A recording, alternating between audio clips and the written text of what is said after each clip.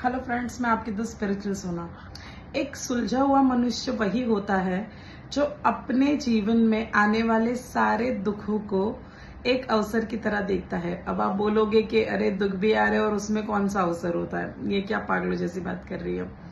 तो नहीं, आप हमेशा एक बात याद रखिए कि अगर हमारे जीवन में कोई भी कॉन्ट्रास्ट आ रहा है ना, तो वो हमें एक बेहतर इंसान बनाने के लिए आ रहा है। अगर आपको एवरीडे में एक ही तरह का खाना दूं खाने के लिए, समझिए आपको जलेबी पसंद है, मैं एवरीडे आपको जलेबी दूं तो आप ज्यादा टाइम तक नहीं खा सकोगे। आपको जीवन में हर एक रस का पान करना होता है, थोड़ा तीखा भी चाहिए, मीठा भी चाहिए, है ना, चावल भी चाहिए, दाल भी चाहिए, राइस भी चाहिए, आपको एक पूरा प्लेटर चाहिए, राइट। तो तभी आपका पेट भरेगा और आपका मन भी बोर नहीं होगा। तो हमेशा आप वैरायटीज चाहते हो, तब जाके आपकी सोल सेटिस्फाइड होती है वो खाना खाने से। ठीक है, तो वैसे ही हमारा जीवन होता है। तो हमने दुख को एक डिफरेंट नजरिए से देखा है। एक्चुअली दुख जो होता है ना, वो सुख का भाई होता है। तो अगर मैंने आपको सिर्फ तीखा ही दिया और मीठा नहीं दिया, तो आपको मीठे की वैल्यू कभी पता नहीं चलेगी, राइट। तो समझिए, जब आपने बहुत तीखा खा लिया है और उसके बाद अगर आपको कुछ मीठा मिल जाता है तो आपको सुकून मिलता है, लेकिन वही अगर ऐसे ही आपको मीठा मिल रहा है तो आप थोड़ा खाओगे, उसके बाद बोर हो जाओगे।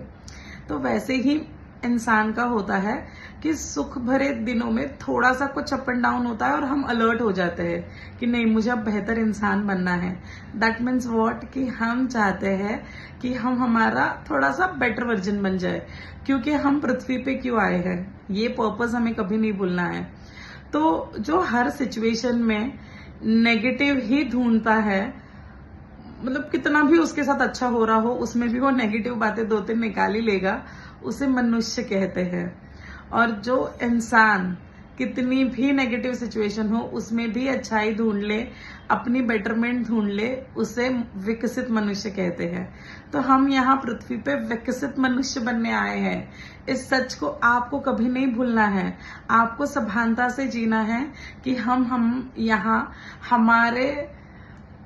हमारे व्यक्तित्व का विकास करने आए हैं। सही वर्ड ये होगा। तो ये हमेशा आपको याद रखना है कि आप जितना दुख आएगा ना, उतना आप और बहुत अच्छे से निखरते हो। तो आपने देखा होगा कि मंदिर में तो काफी सारी सीढ़ियां होती है, घर में भी पत्थर लगते हैं, रास्ते में भी पत्थर पड़े होते हैं। तो उसी पत्थर से मंदिर में जो मूर्ति होती है उसको तराश के बनाया जाता है। तो आप देखिए, एक रास्ते पे पड़ा है, एक घर के लिए लग गया है, एक सीढ़ियों में लगा है और एक मंदिर में लग गया है जिसे पूजा जा रहा है। तो जिसे मंदिर में रखा जाता है ना, उसको एक्सट्रीम तराशा जाता है चीनी और हथौड़ों से, है ना, ठोक ठोक के उस मूर्ति को बनाया जाता है। तो तभी एक सुंदर मूर्ति बन सकती है। फिर बाद में वो पूजनीय हो जाती है, क्योंकि मूर्ति बन जाती है, क्योंकि फिर मूर्ति बनने के बाद लोग उसमें अपना भाव डाल देते हैं, तो इमोशंस डालने के बाद में वो भगवान हो जाते हैं, राइट।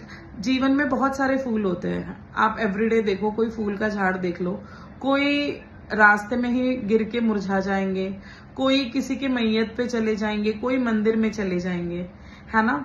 तो ये फूलों की कहानी है, क्योंकि वो कोई डिसीजन नहीं ले सकते। लेकिन हम तो इंसान है ना, फूलों को तो कोई भी उठा कर लेके जाता है। जिसके घर में भगवान है उनको रखा जाता है। अगर किसी के घर में डेथ हुई तो उसी की माला बना के उसको चढ़ाई जाती है। तो वो तो उनके हाथों में नहीं होता है, लेकिन हम तो इंसान है, राइट। हमें भगवान ने फ्री विल दे के नीचे भेजा है, हम जैसे चाहे वैसे अपने जीवन को बना सकते हैं। तो ये हमें डिसाइड करना है कि हमें कौन बनना है। तो जब एक हीरा भी होता है ना, उसे बहुत तराशा जाता है, उसके बाद इतने घाव सहने के बाद वो एक चमकीला डायमंड बनता है। तो जब हमारे जीवन में दुख आते हैं ना, तो हमें सुख की वैल्यू होती है। तो सुख और दुख ये दोनों भाई बहन हैं, ठीक है। तो जहां दुख जाएगा उसके पीछे पीछे सुख आ जाएगा, है ना। सो थोड़ा वेट करना होता है। रात कितनी भी बड़ी हो लेकिन वो खत्म जरूर होती है ना।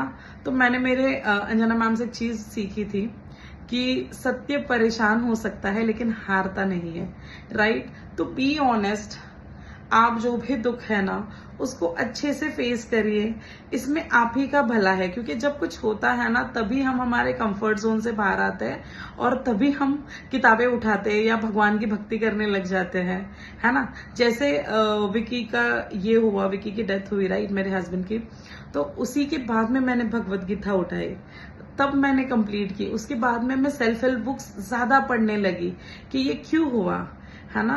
तो जब दुख आता है, अगर मैं दूसरी औरतों की तरह रोती रहती, सबको बताती रहती, तो वही मेरे जीवन में होता।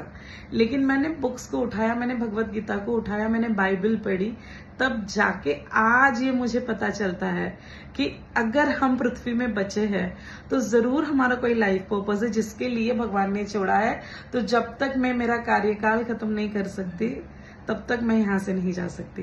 तो जब तक मैं हूं तब तक मैं 100% मेरा दूंगी, है ना। ये तो मेरे जीवन का कितना बड़ा दुख था, बट फिर भी मैंने उसको एज अ कॉन्ट्रास्ट बनाया, एज अ अपॉर्चुनिटी बनाया। मैंने ये सोचा कि अगर वो गया है तो उसकी जर्नी थी, क्योंकि सभी धर्म ग्रंथ में बोला है कि जन्म के आगे, मृत्यु के द्वार के आगे जन्म का द्वार होता है, ठीक है।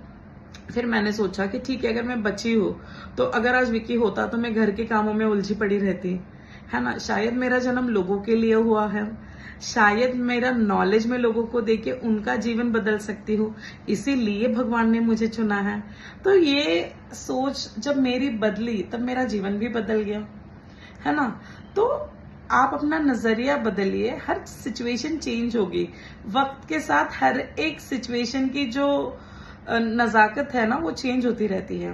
तो पहले जो आपको बहुत बड़ी प्रॉब्लम लग रही थी ना, तो वो फिर धीरे धीरे आपको थोड़ी थोड़ी छोटी छोटी लगने लगेगी। जब आप इसको एज अ यूनिवर्स प्लान लेना स्टार्ट करोगे तो हर एक चीज को आप ये सोचिए कि ये यूनिवर्स ने अगर आपके लिए सोचा है तो कुछ अच्छा ही सोचा होगा, है ना। तो अगर आप इस वे में लेते हो ना, आप इस जन्म से अपने आप को मत जोड़िए। आप हमेशा क्या सोचते हो कि मेरे साथ ही ये क्यों हुआ, है ना। आसपास के लोगों का बुरा मान लेते हो कि इसने मेरे साथ ये किया, उसने नहीं। जो हो रहा है ना वो इसलिए हो रहा है क्योंकि वो आपको बेहतर इंसान बनाना चाहते हैं, है ना। आपकी सोल इतनी अच्छी है कि आप हर एक चीज को हंसते हुए पार कर लेते हो, क्योंकि आपका जन्म ही विकसित मनुष्य होने के लिए हुआ है। तो इस बात को कभी मत भूलना